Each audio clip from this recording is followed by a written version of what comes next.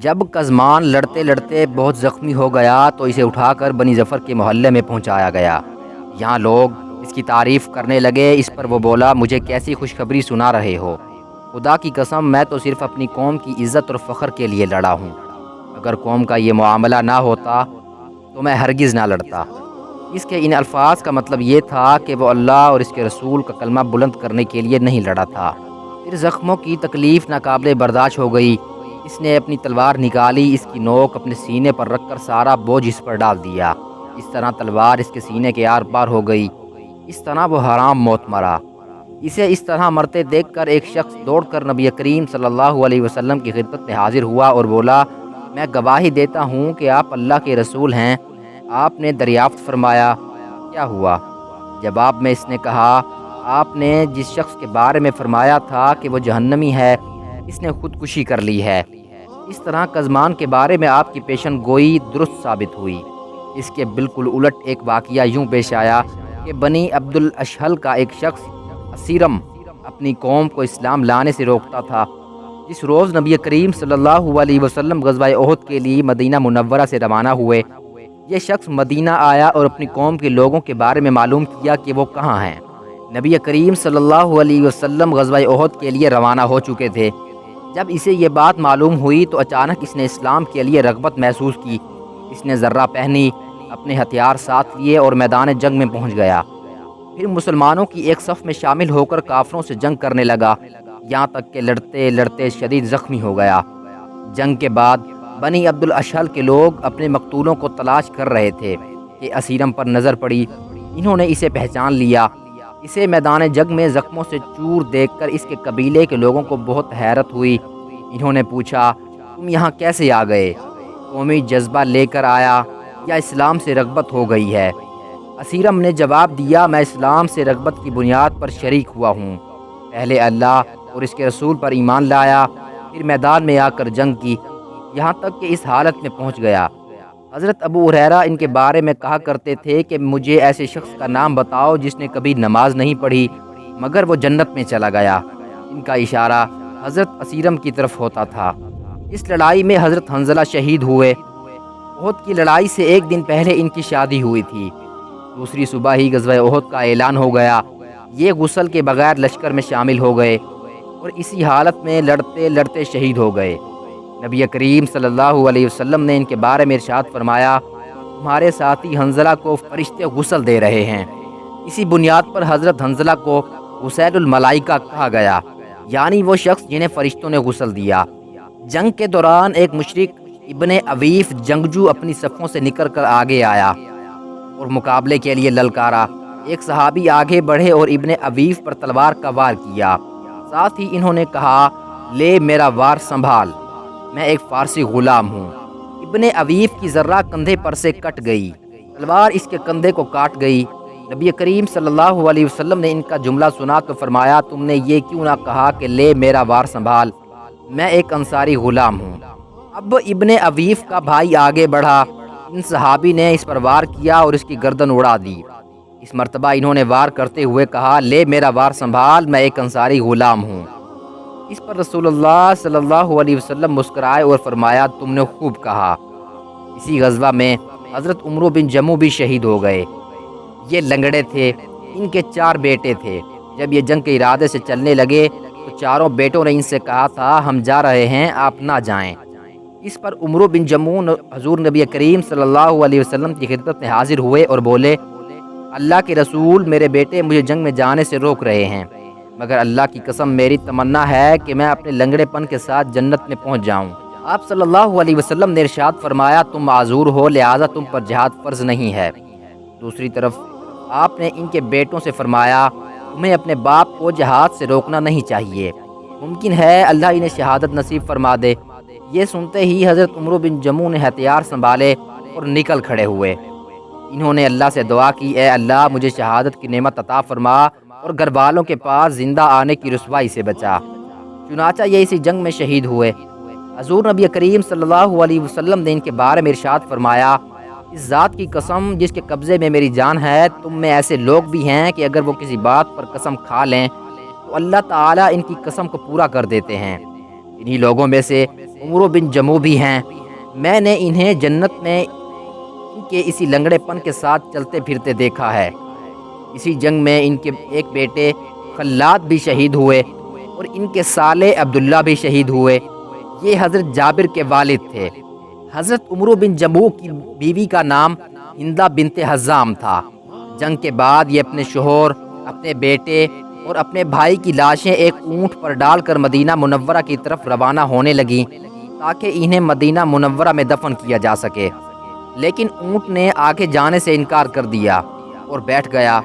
اس کا رخ میدان احد کی طرف کیا جاتا تو چلنے لگتا، مدینہ منورہ کی طرف کرتے تو بیٹھ جاتا۔ آخر حضرت ہندہ نبی کریم صلی اللہ علیہ وسلم کی خدمت میں حاضر ہوئیں اور یہ صورتحال بیان کی۔ یہ سن کر آپ نے ارشاد فرمایا، یہ اونٹ معمور ہے، یعنی اللہ تعالیٰ کی طرف سے اسے حکم دیا گیا ہے کہ یہ مدینہ نہ جائے، اسی لیے ان تینوں کو یہیں دفن کر دو۔ اس سلسلے میں یہ روایت بھی ہے کہ آپ نے پوچھا تھا کہ کیا عمرو بن جموح نے چلتے وقت کچھ کہا تھا؟ تب آپ کو بتایا گیا کہ انہوں نے دعا کی تھی، اے اللہ مجھے زندہ واپس آنے کی رسوائی سے بچانا۔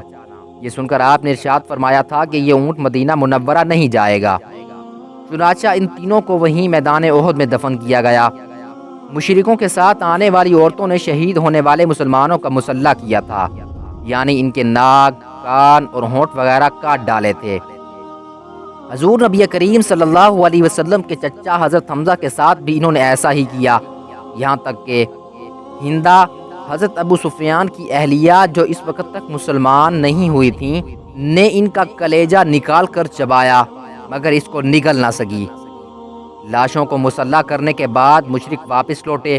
مسلمانوں نے بھی انہیں روکنے کی کوشش نہ کی کیونکہ سب کی حالت خستہ تھی۔ البتہ ایسے میں حضور نبی کریم صلی اللہ علیہ وسلم نے حضرت علی سے فرمایا، دشمن کے پیچھے پیچھے جاؤ اور دیکھو وہ کیا کرتے ہیں اور کیا چاہتے ہیں۔ اگر وہ لوگ اونٹوں پر سوار ہیں اور گھوڑوں کو ہانکتے ہوئے لے جا رہے ہیں تو سمجھو وہ مکہ جا رہے ہیں، لیکن اگر گھوڑوں پر سوار ہیں اور اونٹوں کو ہانک رہے ہیں تو سمجھو وہ مدینہ جا رہے ہیں۔ اور قسم ہے اس ذات کی جس کے قبضے میں میری جان ہے، اگر انہوں نے مدینہ کا رخ کیا تو میں ہر قیمت پر مدینہ پہنچ کر ان کا مقابلہ کروں گا۔ حضرت علی ان کے پیچھے روانہ ہوئے۔ آخر معلوم ہوا کہ مشرکوں نے مکہ جانے کا ارادہ کر لیا ہے۔ اس طرف سے اطمینان ہو جانے کے بعد مسلمانوں کو اپنے مقتولین کی فکر ہوئی۔ حضور نبی کریم صلی اللہ علیہ وسلم نے فرمایا، کوئی سعد بن ربیع کا حال معلوم کر کے آئے، میں نے ان کے اوپر تلوار چمکتی دیکھی تھی۔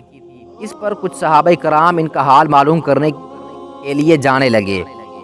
اس وقت حضور نبی کریم صلی اللہ علیہ وسلم نے ارشاد فرمایا، اگر تم سعد بن ربیع کو زندہ پاؤ تو ان سے میرا سلام کہنا اور ان سے کہنا کہ رسول اللہ تم سے تمہارا حال پوچھتے ہیں۔ ایک انصاری مسلمان نے آخر سعد بن ربیع کو تلاش کر لیا۔ وہ زخموں سے چور چور تھے، تاہم ابھی جان باقی تھی۔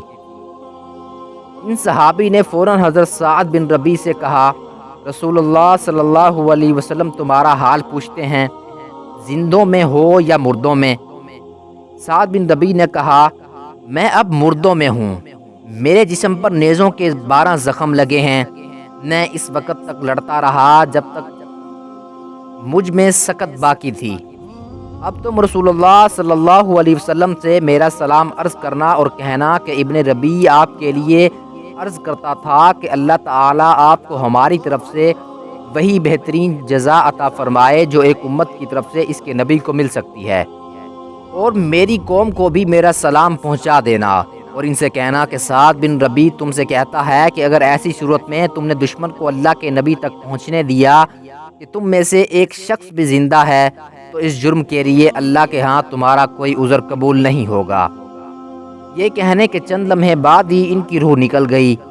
وہ انصاری صحابی اس کے بعد رسول اللہ صلی اللہ علیہ وسلم کے پاس حاضر ہوئے اور سعد بن ربیع کے بارے میں بتایا۔ تب آپ صلی اللہ علیہ وسلم نے ان کے بارے میں ارشاد فرمایا، اللہ تعالیٰ سعد پر رحمت فرمائے، اس نے صرف اللہ اور رسول کے لیے زندگی میں بھی اور مرتے وقت بھی دونوں حالتوں میں خیر خواہی کی ہے۔ حضرت سعد بن ربیع کی 2 صاحبزادیاں تھیں۔ ان کی ایک صاحبزادی حضرت ابو بکر صدیق رضی اللہ عنہ کی خلافت کے زمانے میں ایک مرتبہ ان سے ملنے کے لیے آئیں۔ آپ نے ان کے لیے چادر بچھا دی۔ ایسے میں حضرت عمر تشریف لے آئے۔ انہوں نے حضرت ابوبکر صدیق سے پوچھا یہ خاتون کون ہیں؟ حضرت ابوبکر صدیق نے فرمایا یہ اس شخص کی بیٹی ہے جو مجھ سے اور تم سے بہتر تھا۔ حضرت عمر نے پوچھا اے خلیفہ رسول وہ کون شخص تھا؟ آپ نے فرمایا وہ شخص وہ تھا جو سبقت کر کے جنت میں پہنچ گیا، میں اور تم رہ گئے۔ یہ سعد بن ربیع کی صاحبزادی ہیں۔ اس کے بعد نبی کریم صلی اللہ علیہ وسلم اپنے چچا حضرت حمزہ رضی اللہ عنہ کی تلاش میں نکلے۔ اس وقت ایک شخص نے عرض کیا میں نے انہیں چٹانوں کے قریب دیکھا ہے۔ وہ اس وقت کہہ رہے تھے میں اللہ کا شیر ہوں اور اس کے رسول کا شیر ہوں۔ اس کے بتانے پر آپ صلی اللہ علیہ وسلم نے ان چٹانوں کی طرف چلے جہاں اس شخص نے حضرت حمزہ کو دیکھا تھا۔ آخری وادی کے درمیان میں حضور نبی کریم صلی اللہ علیہ وسلم کو اپنے چچا کی لاش نظر آئی۔ حالت یہ تھی کہ ان کا پیٹ چاک تھا اور ناک کان کاٹ ڈالے گئے تھے۔ آپ صلی اللہ علیہ وسلم کے لیے یہ منظر بہت دردناک تھا۔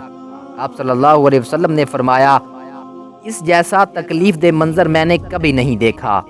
پھر حضور نبی کریم صلی اللہ علیہ وسلم خوب روئے۔ حضرت عبداللہ بن مسعود رضی اللہ عنہ فرماتے ہیں کہ ہم نے حضور نبی کریم صلی اللہ علیہ وسلم کو اتنا روتے ہوئے کبھی نہیں دیکھا تھا جتنا آپ حمزہ رضی اللہ عنہ کی لاش پر روئے۔ مزید اس طرح کے اسلامک واقعات دیکھنے کے لیے ہمارے چینل کو سبسکرائب کریں اور بیل آئیکن کے بٹن پر کلک کریں۔ شکریہ۔